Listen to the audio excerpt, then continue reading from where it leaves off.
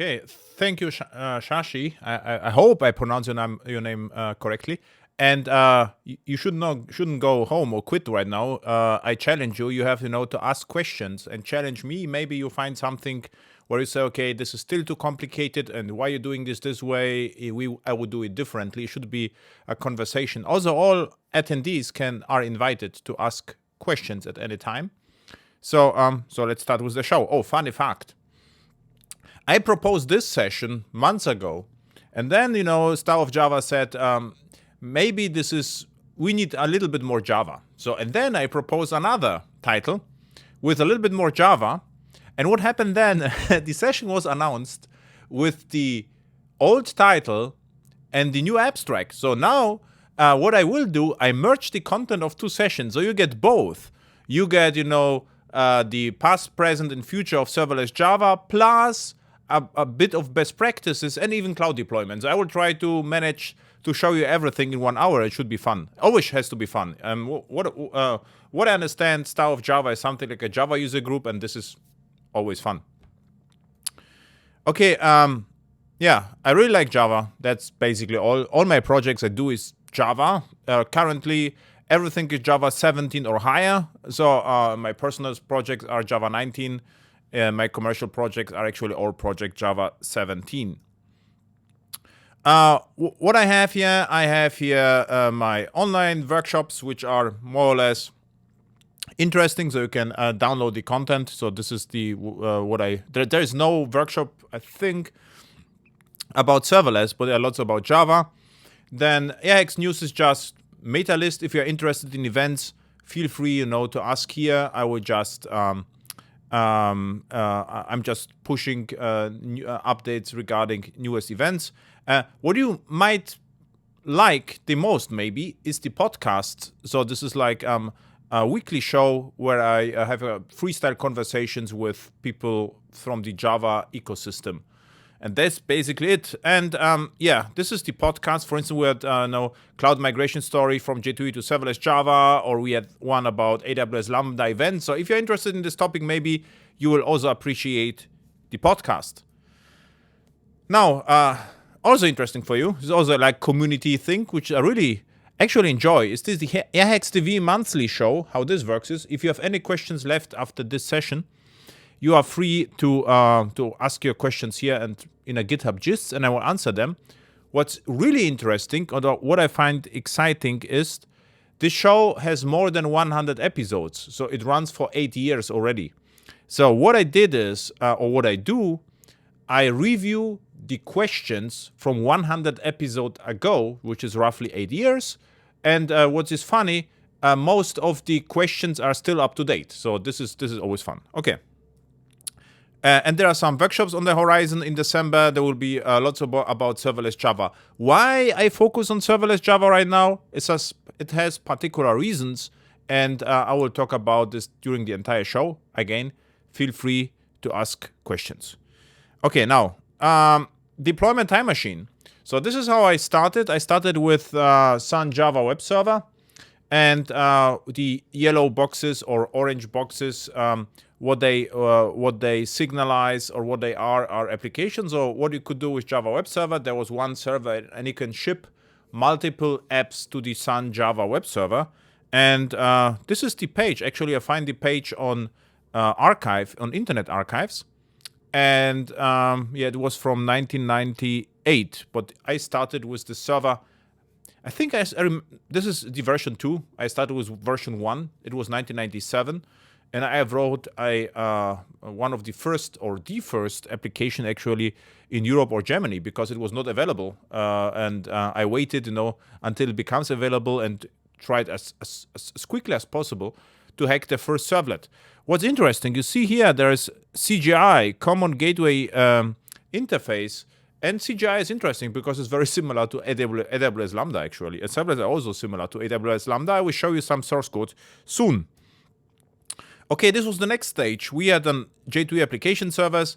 So there are different opinions on application servers. Why I really like the application servers is because you got a single API and you didn't have to bother with the implementation. This was actually the huge, from my perspective, it was the huge added value of application servers that you didn't have to understand persistence power tier, gemstone, tidestone, Bolland app server, and web application server. You just got one API and you were productive. So this is why I like them.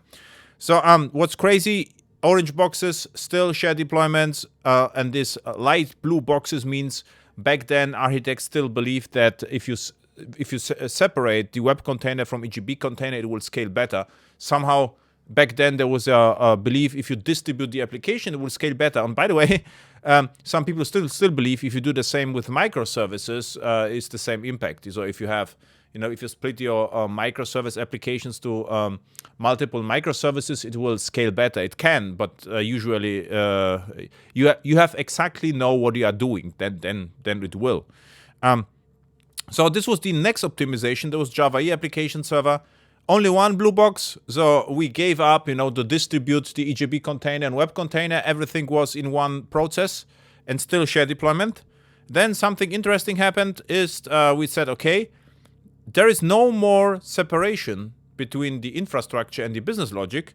We are optimizing, we are consider the entire thing as an app, and there is no more app server and application. We only get the application. And by the way, all of you have to ask at least one question. So this is actually the job here, right? I'm speaking and answering, and you have to ask questions. Okay. So now, this was like past because Docker, and what I have to admit for, I think 2 years already, I rarely using Docker, because what happens now is I'm using right now mostly AWS Lambda. 1 year ago, I used mostly Azure Functions. So it really depends on the projects, but right now, mostly AWS Lambda. So what it means is we are not shipping containers anymore. We are shipping zips, which I also would like to show you today. Okay, this was about that. And if you are into open source, there's an interesting project called FN Java. It was announced a few years ago at Java 1. And this FN Java project is about serverless Java. So you can just download it and try it.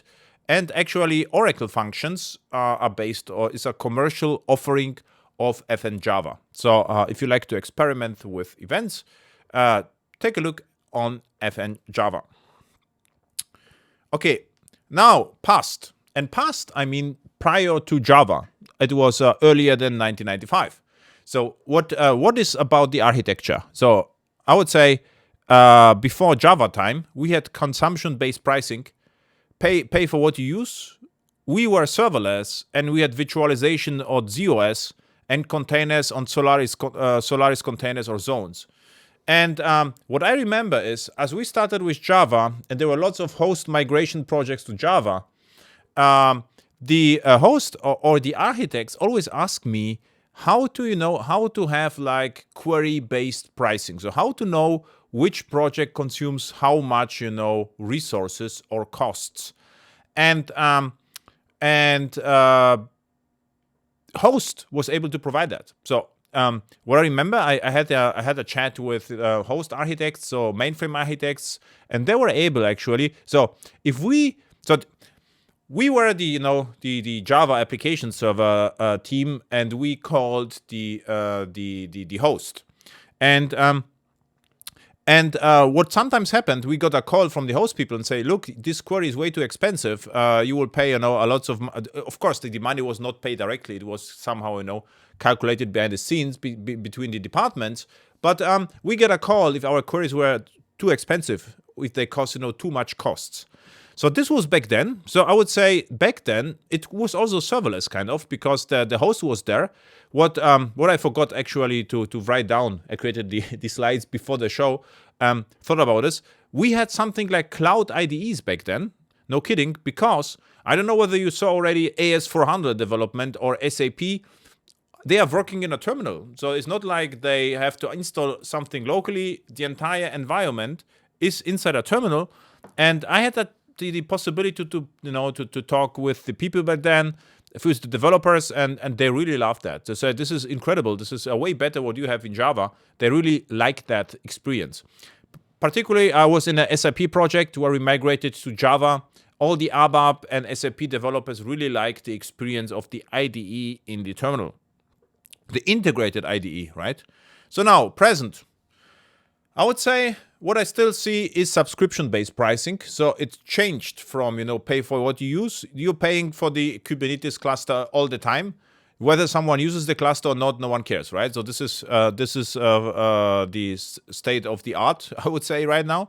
And the same for databases. So if you install a database in the cloud, you will pay 1,500 euros for database with a backup all the time, regardless whether someone will use it or not. So Kubernetes, interesting appearance of Kubernetes. So what Kubernetes is actually an open source project initiated by Google, and to make the cloud, I would say, cloud programming model more popular. And of course, because Google is the initiator of Kubernetes, Google has the best GCP. The Google Cloud has the best Kubernetes support, and the best, the best, or the most developer friendly, I would say, implementation of Kubernetes.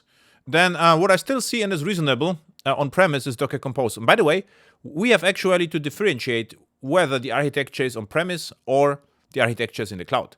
So the Kubernetes is mostly on-premise. In the cloud, it makes less sense. So what I see a lot of Kubernetes on-premise and works great is OpenShift or Rancher. In the cloud, we see something like ECS Fargate or Azure App Service, Azure Container Services, Azure Container Instances, and Kubernetes is great on Google App Engine in the Google Cloud. Now, future. I would say the future looks like the past with different tools.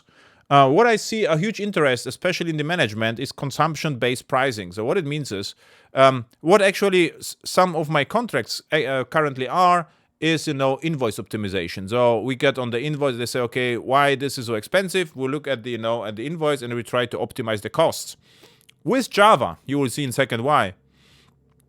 And pay for what you use means you are paying for invocations, you are paying, and if you are not invoking, you're not paying, and if you're invoking, you're paying. So this is the huge difference to the subscription-based pricing. In the present, where you are paying all the time, regardless whether it is used or not. So shared serverless compute and storage. So pay for what you use. We added serverless compute and storage. So what serverless CPU is compute is somehow simple. It's, for instance, AWS Lambda. They started with it. Storage is harder because you have to decouple the compute from the storage layer. So the best example is AWS Aurora, for instance, serverless Aurora. So what it is this is more or less, an Postgres or MySQL database with compute detached from the storage, and the storage is handled by AWS and automatically replicated to multiple zones. What interests us in project, or my clients in projects, is so-called shared responsibility model. And what it means is that the clients and the cloud, they are sharing the responsibilities. And because we are paying for the cloud, what interests the architects and managers is that actually the cloud gets more and more responsibilities, and we should pick less and less responsibilities. What it means concretely in Java: instead of creating Docker container with a super image, with an operating system which we have to pick and patch, and Java has to be installed in the Docker container, which has to be also patched. Why not just tell the cloud provider, I would like to have Java 17 or Java 11, and then the cloud provider installs for me Java or manages the Java, and I get the freshest version of Java. I don't have to think about the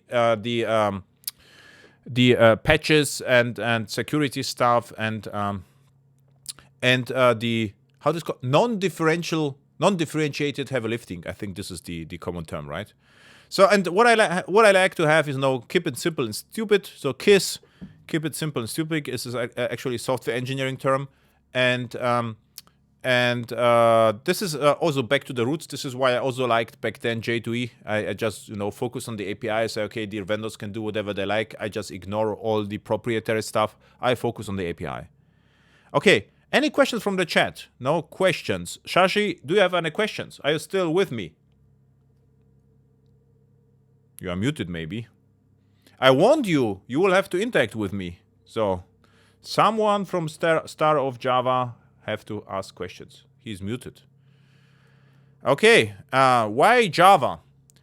Now it comes, right? So you can ask now why I'm not doing, Node.js or Python in the cloud, for instance.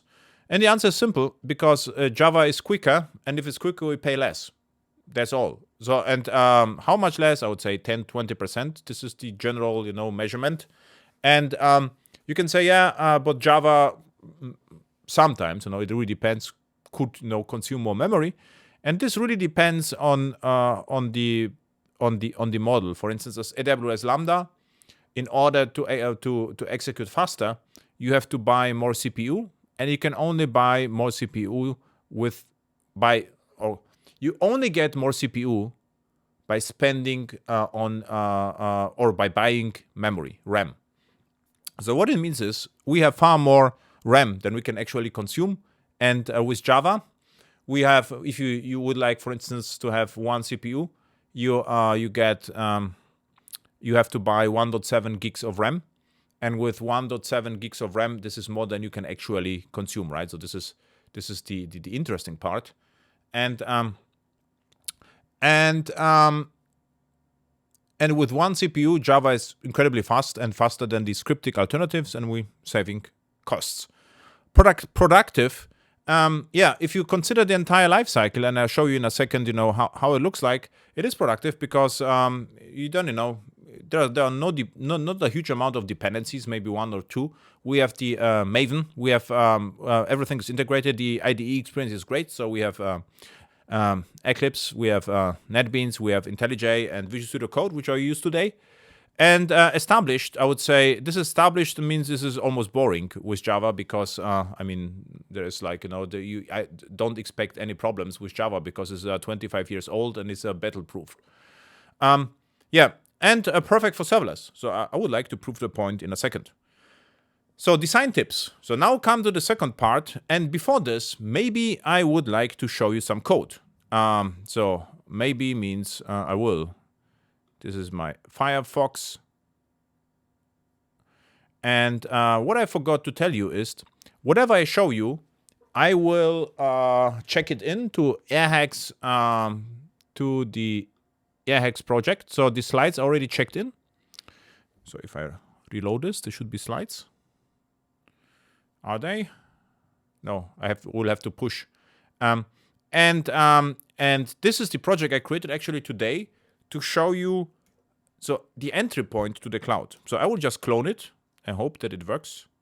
And maybe I will clone it to somewhere else. Wait a sec. To our temp folder. Better idea, because if I clone it to a repository, it can cause some trouble. Now, what this is an entry point serverless Java application, and I will start with the Java code. This is the HTTP listener, and I just showed you how most of the serverless stuff looks like. And what I get here is, on every HTTP request, I get API Gateway v2 HTTP event, which has the entire HTTP payload, and then I have to return a node 200. And this is how AWS Lambda started. So this is a synchronous Lambda with HTTP API request. You see, this is 2 hours young. So I created a project to show you how Lambda started. So I'm not using such things in production. And in fact, as I saw this the very first time, I said it really reminds me, at CGI or servlets, where we had a huge switch blocks and said, okay, when HTTP method get, do this. When HTTP method post, do this. And this is, we did it, 1997. And then struts happened, where struts did it internally, and we just called the actions. I would say this code is not particularly interesting. What's more interesting is we can also use Java for infrastructure as code, which I use actually all the time. And this is more productive and even simple. So the entire project, it is a main method with project, environment, and application. So this is some tags. And what I'm doing here, I'm invoking here a function URL stack. A few lines of code on what the stack just says is the function, this is the name of the function. I would like to create a lambda, my Pojo, and create a function URL. What function URL is not meant to be in production, but is because in production I would use HTTP API gateway with a nicer domain name. This one is just, you know, for quick hacks, because you get a generic DNS name, which is not really nice. So, and I have a lambda here, and the Pojo lambda, I say, okay, I would like to have a half of CPU with 1 gig of RAM. Timeout is 10, no Docker container. I just say I would like to have Java 11, and this basically it. So this is the entire code. So now, why I'm showing you this? Because this project is actually Maven. And the cool story about Maven is I could create a jar from this and share it somewhere. And if you have multiple teams, the other team can check out my construct. And, you know, in a minute, we are operational. We don't have to deal with YAML. We just say a new serverless project and everything is set up. So this is why infrastructure as code combined with Maven and CDK is actually very interesting. So, Shashi, any questions? Or chat, any questions? Nothing on the chat yet. And you have to ask question now. No, I'm following, following, and if I have any questions. So why are you not doing this right now, Shashi? Exactly what I'm showing you, no? No, some of this is new to me. So you see, this is after the show. This is then, you know, the future. Then you can, you know, take over. So what I will try to do is, I didn't try that. I will try to deploy it. And build and deploy, don't ask. So what happens right now, it will build everything. And yeah. And I will switch to... So what is missing is a small JSON file with the app. So it is not checked in, but don't worry. I will... Don't give up and do it.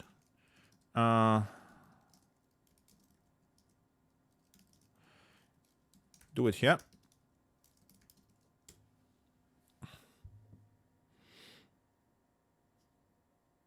Works better. So what was the problem? As CDK JSON, there's a small file which is missing. I will check it in. So this is the problem. I forgot to check it in. So it will happen after the show. So you get the example. Okay, but so the Lambda is now, is in the process of deploying. So you see the absolute cold start, and we creating now the entire infrastructure from scratch. So what you see here is, you know, from source code, there is nothing in the cloud, to having a function with exposed DNS fully functional with Java. So this is what happens behind the scenes. So I'm open for questions. So now would be perfect time for questions, because I think it will take 30 seconds now until it is fully available. And why it's slow, this is very first time. This is slow because, you know, the entire DNS infrastructure has to happen as well. And if it's done, we get... Oh, what I can show you is actually what's interesting. There's no magic. So this build script, it just does Maven clean package and deploy. So there is no, like, no specific tooling or scripting. It's just Maven clean package and CDK deploy. That's all. And actually, CDK deploy would even be sufficient. So this is the don't ask. Why don't ask? Require approval never. So it will just happen without asking me whether it is okay to provision the infrastructure.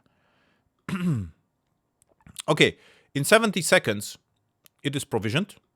So if I go here, now will you see the experience of a cold start. So if I go here and say curl and run it, so it will call the Lambda, and this was the cold start of the Lambda. So this is how long it takes. This was the Pojo Lambda, and we get the responses back.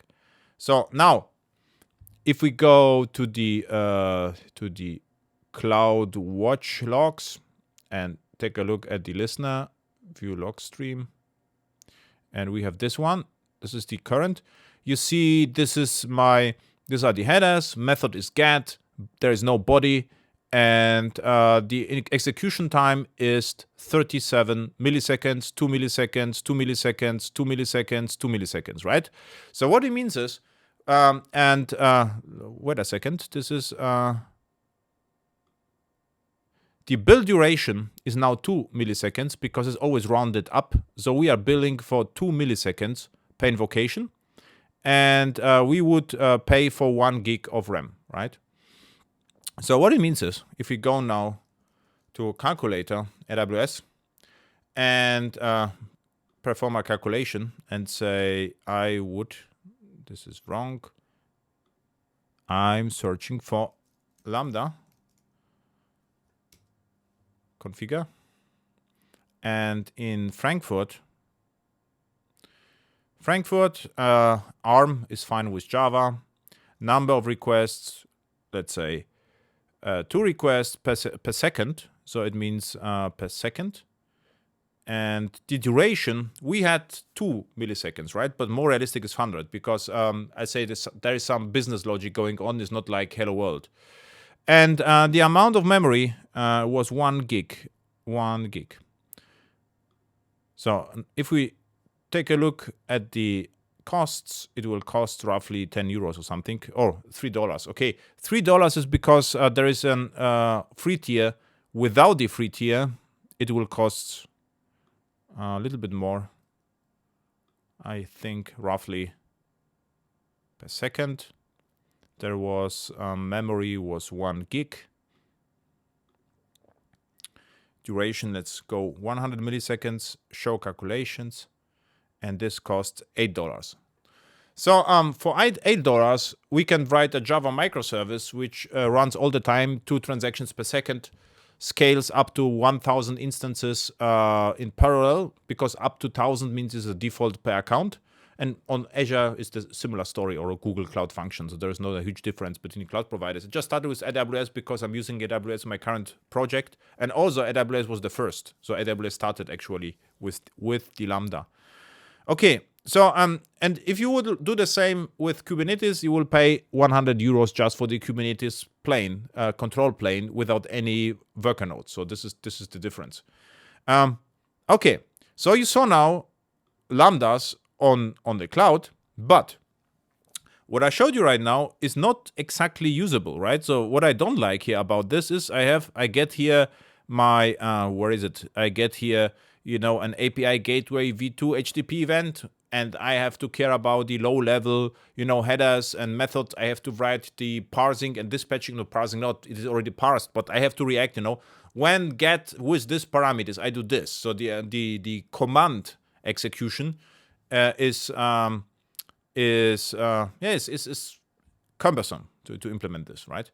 So what is the alternative? So the alternative, show in a second. So just close that and go to another project. And both projects are already checked in my GitHub account. And now call it star off. And now I show you something which is actually more productive and a little bit more interesting even. So good news first, it is exactly the same actually setup. So from the cloud perspective, so I'm using here a function URL, but the Lambda looks different. So from the cloud perspective, no difference. From Java perspective, huge difference. What I can actually ship here is entire MicroProfile or Java EE application. And what happens here, I have a JAX-RS, so greeting resource with path application. And you see this is MicroProfile or Java EE. So we have dependency injection. So I injected here the greeter with some config property and greetings. And this is a Lambda. So we are misusing Lambda as a runtime. And we could run this without, you know, caring about HTTP, just, you know, JAX-RS what we do for 20 years already, and save costs with Lambda. So, and behind the scenes, Quarkus is working for us. And the cool story is what we have here, this is actually the entire magic. What happens here, the Quarkus understands the HTTP API gateway events, and it invokes behind the scenes for us very efficiently the JAX-RS layer. So I don't have to care about, you know, about the HTTP and all the stuff. So now, what I can do is I'm in the Lambda. I can say Maven compile Quarkus dev.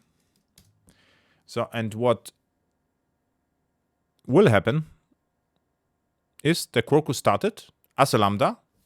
And watch this. If I go here and open with curl localhost 8080 / hello, I get back hello Quarkus on AWS. So I'm actually talking to local application server, if you will, and it works.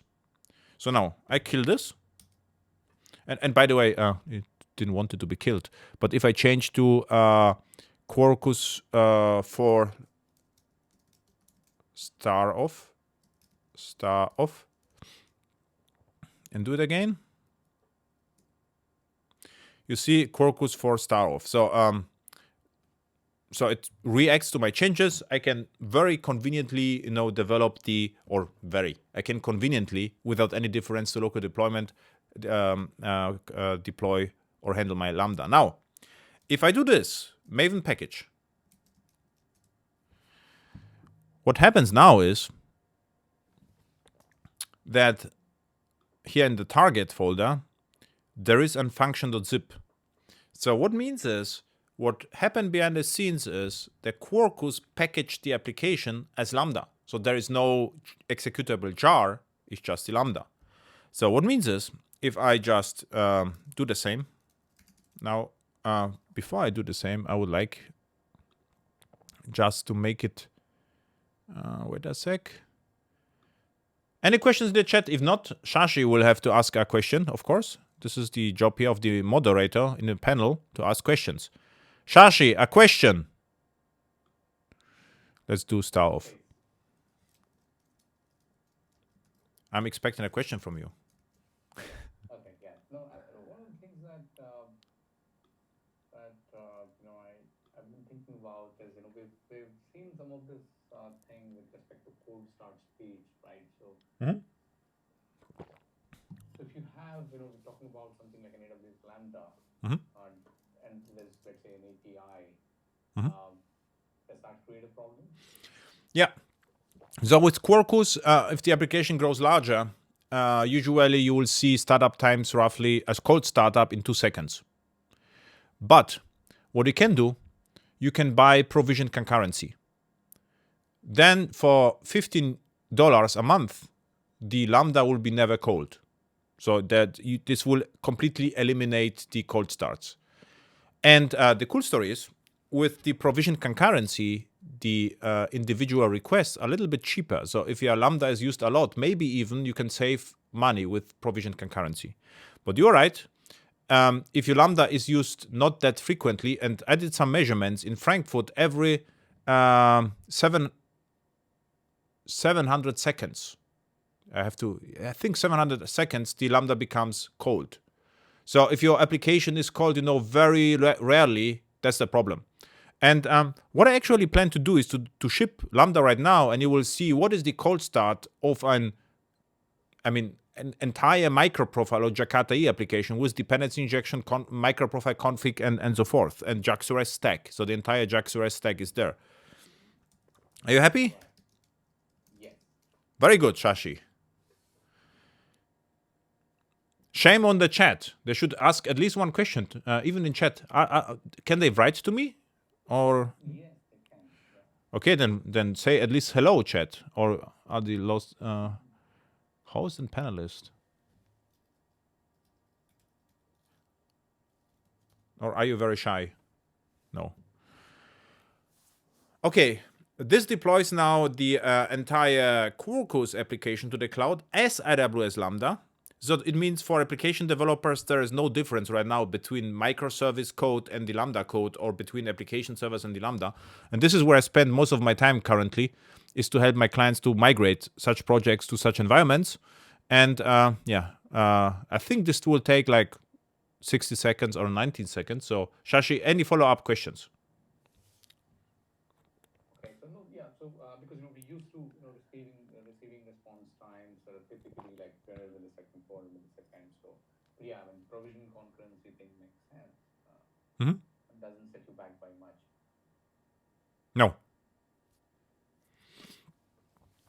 And this is like, the synchronous HTTP API gateway Lambda. What you usually will do, you can write asynchronous Lambdas in Java. And what's also, okay, now it was deployed. You see 73 seconds was the entire deployment of entire Quarkus to the cloud.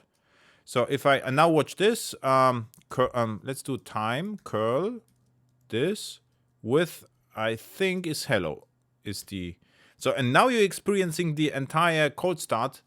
And so this takes, how, 3 seconds was, right? I think this was 3 seconds. And now watch this. Subsequent calls are 100 milliseconds. The entire round trip. 100 seconds. And the cool story is it gets faster and faster because we are not using GraalVM. We're using the stock Java virtual machine, and the entire stack gets optimized. The bytecode gets optimized, so we get near I would say machine code speed, right? So, and if we take a look at the console, so there's a CloudWatch, and just go here. No, this is now star off. This is different Lambda.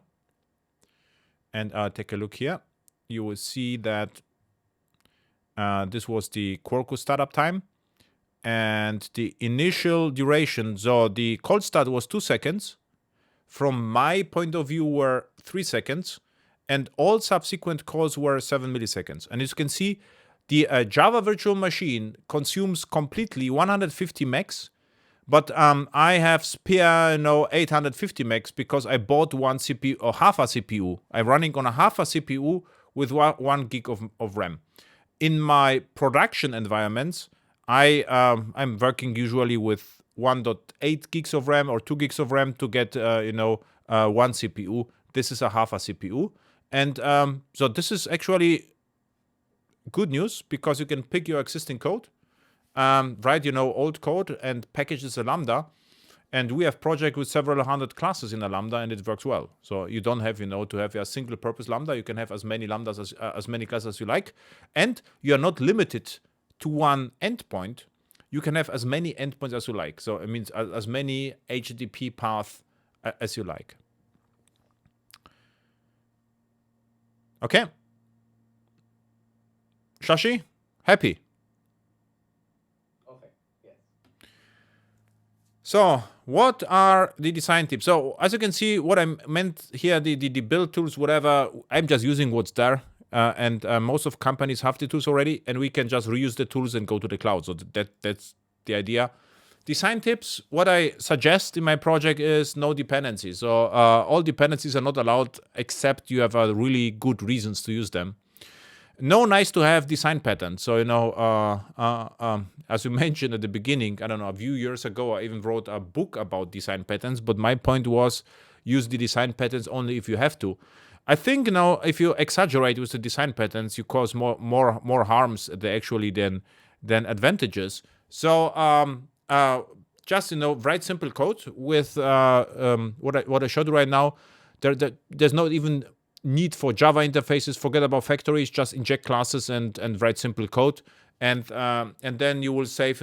If you write simple code, it will also execute faster. And if this code is simple, it's easier to test, and the chances for security problems are lower. Use the platform.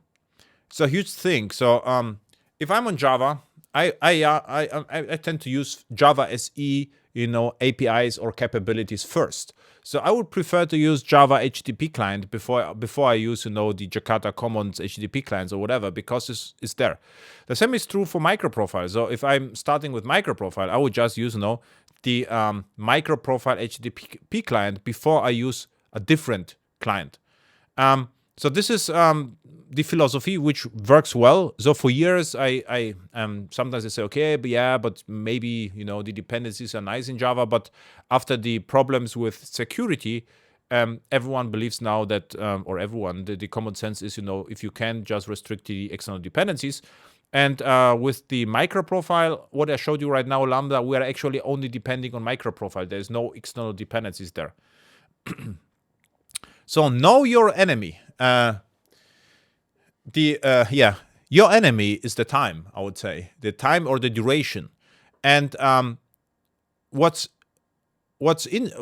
important in my eyes is to think, what's your enemy. So what it means is, if you're on premise, for the long time in Java development, we actually wanted to be vendor neutral.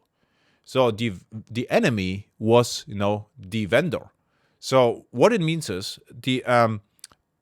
we wanted to be independent from Oracle, DB2, Postgres. We say, okay, JDBC, we write JDBC, then came Hibernate, to be independent. Then we introduced JPA, not to be depending on Hibernate. And this was, our battle, to be independent from the vendors. And actually it worked well, because if you do this, you can really switch projects from one server to another. So now in the cloud, your enemy is complexity. So if you are going to the cloud, what you are expecting is that you get something. You are buying services in the cloud. So you're already spending money. And you would like, to have something out of that. So I would say in the cloud, if I'm investing in the cloud, I'm not trying to decouple from the cloud. So, use the platform means if I'm on AWS, I look first on AWS services before I pick something different. If I go to Azure, I just pick whatever Azure provides me, and I use something different. So what it means is, I showed you the Java code. It was actually CDK, Cloud Development Kit in Java. So because I was on AWS. On Azure, I will pick Bicep. This is another language for provisioning, but not, invent my own language or write my own scripts. So use the platform, help us to save time. And in the cloud, I would say the complexity or the time is actually the enemy, or is always the time is the enemy. And what interests me in the cloud is, okay, let's say I'm implementing an ECS Fargate application on AWS with Java, and now management decides to move to Azure. What interests me is it possible? If yes, how complex it is? And long story short, very easy. So actually, if you take a look at the Fargate configuration and the Azure App Service configuration, or ACI, they are very similar. So it takes actually no time, because in both cases you have to specify the Docker image path, you have to specify the CPU, the RAM, and whatever. What's more complex is the entire security groups, networking, but you cannot abstract from it. So I would say most of the companies are afraid of wrong things in the cloud. So I would say the enemy is not now the vendors in the cloud, the enemy is complexity.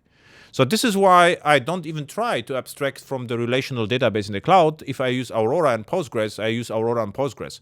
And therefore, in my eyes, Kubernetes in the cloud is less interesting, because on AWS you get easier services to use. You will save time by deploying to Fargate, or on Azure you will save time by deploying to Azure Container Instances or Azure App Service. So domain first means focus on business and then technology, and measure then optimize. So I wouldn't optimize. Actually, I'm performing right now a code review, and there's lots of code which is highly optimized, but the optimization increases the complexity. And if you measure it, actually, it executes slower than it should, because no one measured that.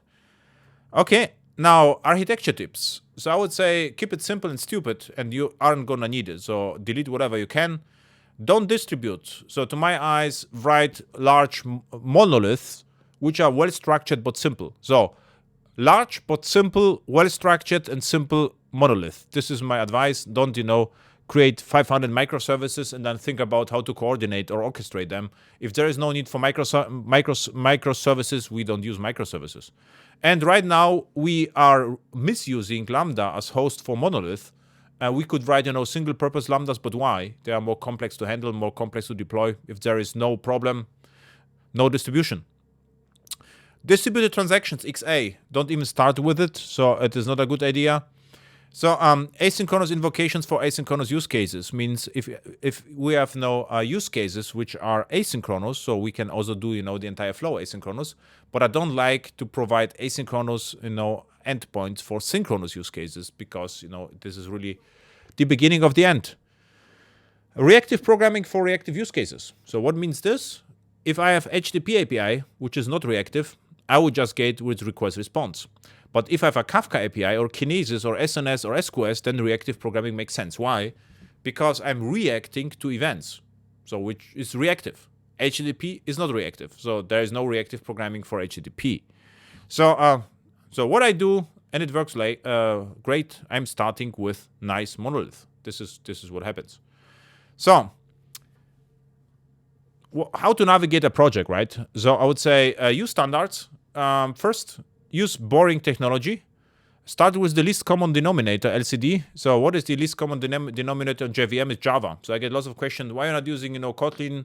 I say, okay, because 2 years ago I will ask, why I'm not using Scala, and now Scala almost disappeared and Java still remains. So I'm developing just with Java 17. Really happy with it. I don't think that Kotlin, Scala, Clojure, Groovy, Json, what else? I don't know. Will actually increase my productivity or experience. Java 17 is great. Java 19 is even better, and Java 20 is going to be stellar, I guess, because we get Project Loom and structured concurrency on Java level. Also very important, make explainable choices. So if there is an architectural decision, it should be absolutely obvious why we're doing this, right? So I reviewed I think last year, a project, and no kidding, I think they had like 5 different languages and 5 different Docker super images, and I asked why, and there was no reason. So everyone used whatever she or he wanted. So we had in this project there was Kotlin, TypeScript, Node.js, Java, Micronaut Java, Quarkus Java, and Pojo Java.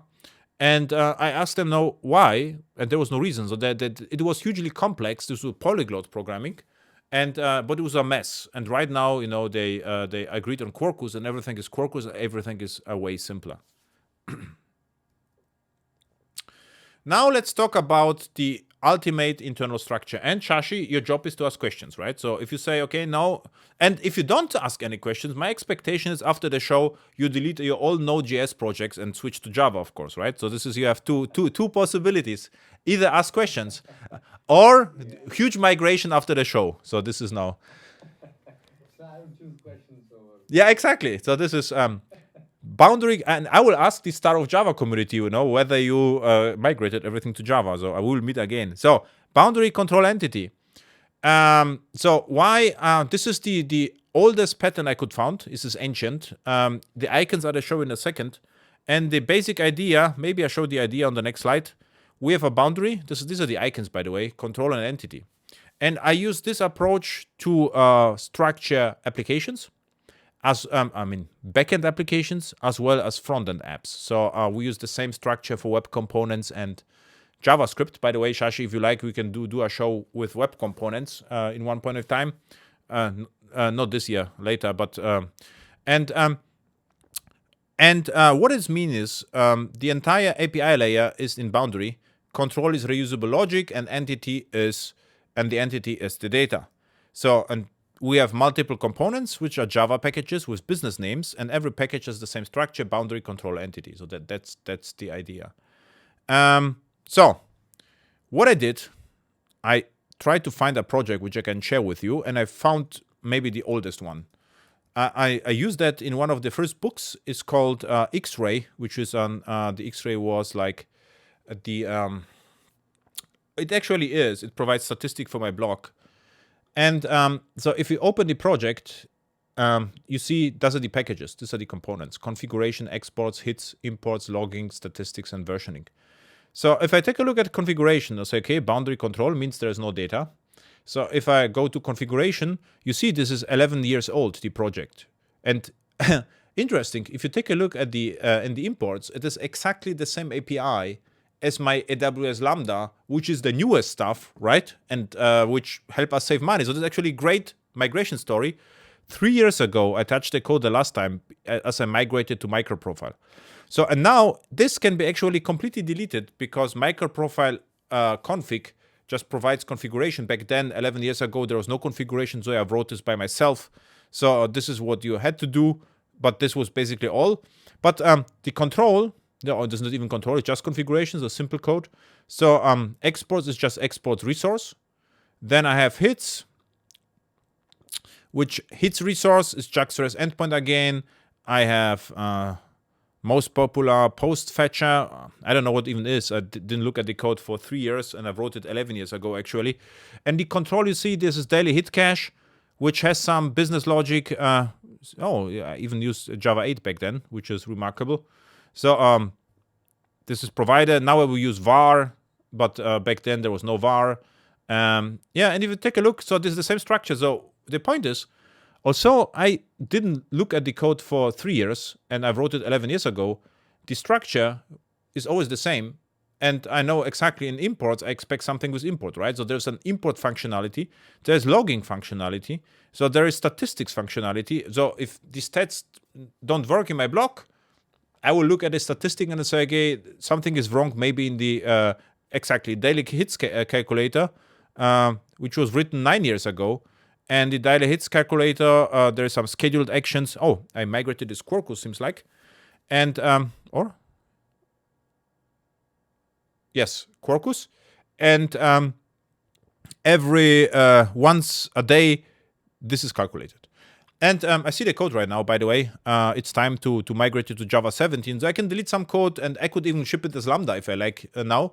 And this is actually the beauty of Java.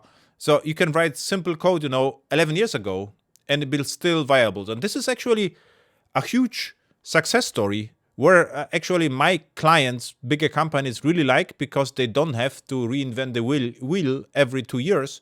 They stick with Java, and for years it remains compatible. For developers, of course, what it means is you have more free time because you don't have to learn all the time. You can just stick in a project, but it's more boring. So if you enjoy vacations and you like, to enjoy your life, maybe Java is the right choice. Okay, this was like a walkthrough for boundary control entity pattern, and this is one of the oldest projects, but I can show you there's no NDA, so this is why I opened that. And the interesting part, this is even, there is a system tests layer, which invokes the application from outside. Right now, it seems like I used a JAX-RS client back then. Right now, I would rather use MicroProfile REST client. So instead of doing this, we are injecting interfaces, but it's exactly the same code. And this is, how old is this? 3 years old. Okay. So this was boundary control entity live. So these were the packages, and every package had boundary control entity.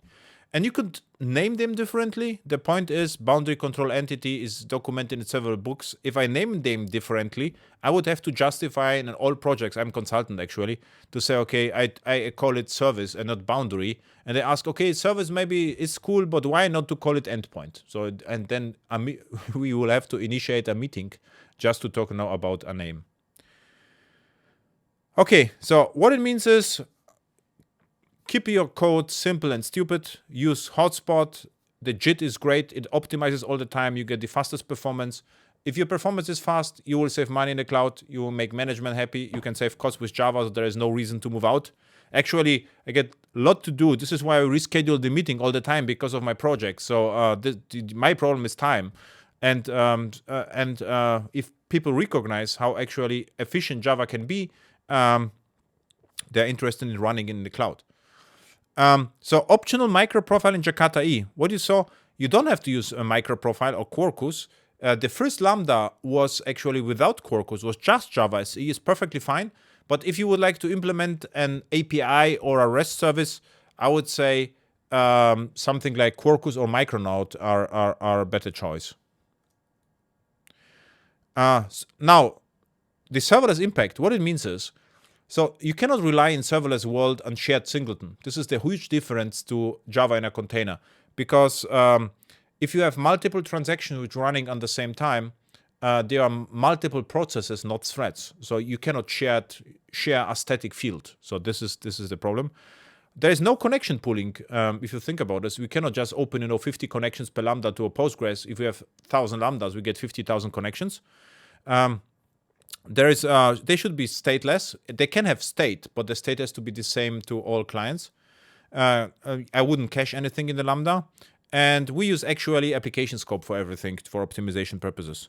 So what is the main difference to back then? So in containers, there was one app server with multiple threads.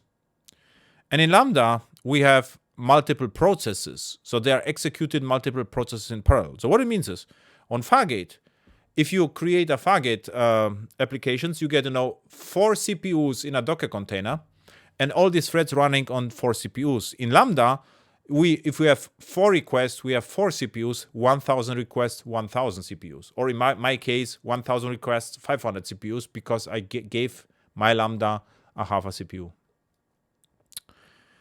Okay, on-premise or in the cloud, if you take a look on this, this is a different strategy. We are a little bit out of time. So on-premise versus on cloud means on-premise, still the strategy decoupled from the vendors. In the cloud, I would say keep it simple, because the entire point to go to the cloud is to save costs and to use the cloud and not to decouple from the cloud. So if you go to the cloud, you use as much cloud as possible, that your responsibility as small as possible. That's the point. Okay, so you saw the code, so live, so this just on the slide. And these were the projects I used. This was the function URL CDK, Quarkus Lambda CDK, and X-Ray. Everything is on my GitHub account. If you're interested, you can just take a look on this. And if you're interested, there's this was like Hello World Java. If you're more interested in true architectures, there's an online workshop. So should work even from India, and actually not should. There were lots of Indian developers on my workshops. So it was actually lots of fun. And the first one is about event-driven architectures with serverless Java, and the next one I will just talk a little bit more about persistence for serverless Java and how to deal with persistent things. And that's all. So now I'm open for questions. We are actually on time, so 1 minute earlier, which is unusual for me. So questions. So, first of all, thanks a lot, Adam. Brilliant session. I've learned quite a bit from it today. Some questions got sent to me, so I have compiled a few. Just wanted to start off with one question that I have here with respect to there's this long-standing debate between using Lambda versus EC2, and the general thinking is that if your system has stable, predictable demand, go with EC2. If not, go with Lambda. So when we're trying to implement a serverless application where it's neither here nor there, what would your default choice be? Yeah. So EC2, you will save money first, because EC2 is the cheapest solution. If you pick EC2 and S3, for instance, it is the cheapest possible combination you can get if you have predictable workload and it runs all the time. I would say in most enterprise workloads, it is not the case. So then, if you consider EC2, one EC2 machine is not the answer. So you will need 2 EC2 machines. If you have 2 EC2 machines, you need 2 EC2 machines in 2 VPCs, and then because you will at least would like to run them in 2 availability zones, and then you need the application load balancer, which balances the load between the 2 EC2 machines.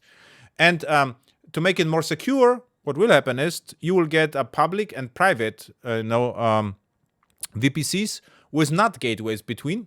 And the NAT gateways will cost you money. The IP addresses for the EC2 machines will cost you money. VPC and the load balancer cost you money as well. So you have to pay for it. And the next thing is, which operating system runs actually on the EC2 machine? So in today, world, we will have to patch the operating system continuously. We have to patch Java and provide all the patches. And then the question is, we have to test rolling update strategy with the application load balancer. It is there. It's called code deploy, so we could actually do this. The problem is you need developers, and you have time to implement this. With Lambda, everything happens behind the scenes. So in 70 seconds today, I deployed an application which is more stable than this what I described you right now. So I would say if you have one EC2 machine, for Minecraft, go for it. But if there's an enterprise application, I would say an EC2 machine is not the answer. And even I would go a step further. If you're migrating from on-premise to the cloud, for instance, something like Nginx could be used or as a web server, or HTTP or Apache. As a web server in the cloud, I wouldn't use a Docker container at all. I will use, for instance, S3 as a web server because it's serverless. So I would say, by the way, great question. But how I see this is, in the cloud, I would like have to deal with the infrastructure as little as possible, because the cloud provider is always better than me providing, the patching, security, and scalability and robustness. Got it. Got it. Perfect. So, and then, one more question. So you made a very interesting point about microservices and the over enthusiastic move towards microservices, regardless of whether microservices are required on a project or not. But yeah, I mean, on the other side, well-structured, long functions, does that have an impact on performance when we're using it with Lambda? Not at all. Actually, I wrote an article on AWS about that, and it was accepted, which is remarkable, because I will try to find it. It is AWS blog, Adam Bean, Coreto, Lambda. Maybe I will find it. Yeah, here it is. Is this year, and what I described exactly this, right? Fed functions, and it was reviewed. The review took at AWS several months, but it walked through because there were no arguments against that actually. So or there were arguments that the article is too complex, we should split it. So this was actually the feedback. But what you have to think about is Lambda is used in Python for machine learning. So they added to Lambda, I think right now it supports 6 CPUs and up to, I think, 10 gigs of RAM or more. So if you think about this, Lambda is more powerful than Fargate because you get 6 CPUs and 10 gigs of RAM per request for a single execution, not for multiple threads, for one thread. So what I can tell you right now, what I showed you the approach, we use this for several hundred classes. So our application is quite complex, and there is no performance impact with Java. Because the cool story is Java bytecode is small. If you don't have any dependencies, the Quarkus runtime is tiny. So it starts really fast. And Java doesn't care whether we have 500 classes or one, and Quarkus optimizes. What Quarkus performs behind the scenes is tree shaking. So even if code is not used, it's not even started. So to my observation, there is no impact, there's no relation between the size of a Lambda and performance. And what you should also know is I'm not using GraalVM as Lambda, but because there is no need. With GraalVM, I will save memory. But if I use just Coreto, which is the stock JVM on AWS, every invocation, this Coreto optimizes the bytecode a little bit until the Lambda becomes cold again, right? But if I call my Lambda frequently, it gets optimized all the time. Got it. Perfect. We'll go through the article and also share this with the participants here on the chat. But otherwise, fantastic session, Adam. Sincere thanks from all of us here. And we would really love to bring you back for another session on JavaScript. And or we can do follow up from this, as you like, Yes. next year. So we can do this. Absolutely, yes. And thanks a lot for taking the time and doing this. And this was 2 sessions in one. So actually, I sent you 2 abstracts. You agreed to both for 1 hour, so I merged 2. The first part was the first, and this was unique session. So I created the slides before the show. Right. I know it came through really well, and thanks a lot for doing this today. Thank you. See you next time.